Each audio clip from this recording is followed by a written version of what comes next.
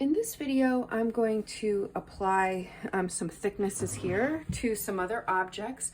And what I'm going to do now is I'm going to start to fill in the things that are going to obstruct my view. And so you can see here, I could go ahead and extrude the boxes in perspective here, but what's going to happen is this wall is going to block so much of what I'm filling in because we're going to be peering through this area. So what I'm going to do now is go ahead and extrude the wall and the opening here so that we can get a handle on what we're actually going to see so that we don't do any unnecessary work. So the first thing that I'm going to do is extend the wall here that this opening was, because of course that's going to block almost everything over here. And so you can see I've got the front edge of the wall here. Let me show you my floor plan. We're going to go ahead and draw this line first that's at this corner, and then this line. And so you can see here, it's going to go vertically.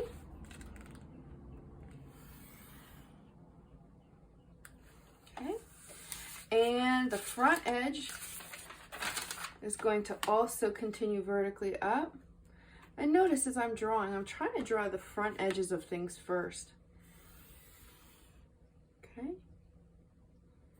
And then now what I have to do is right where this intersects that side wall, I'm going to connect from my right vanishing point up and over. And where those 2 points intersect, that's the front of that wall, and it's touching the ceiling. So the next thing I'm going to do is vertical line up again, and this is the same process that I used for drawing the box that the buffet came in. But I'm just extending this up, and I don't know exactly where it's going to start, but I know it's going to stop someplace over there. And if I go here and connect it back to the left vanishing point,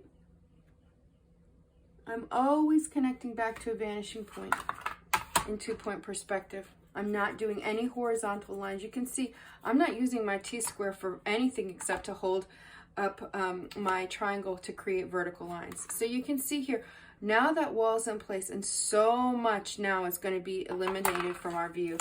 I'm going to do the same thing here, but we're not going to see this back corner. It'll be covered up.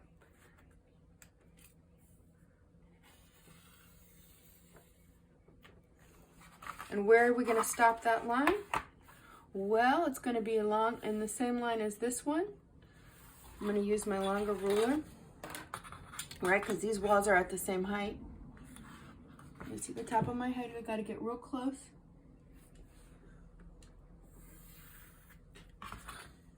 Okay, and you can see here, I try not to freehand, but once in a while I can get away with it.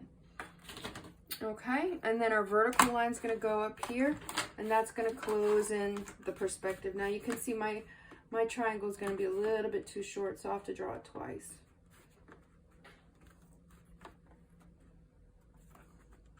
Or I could just use this.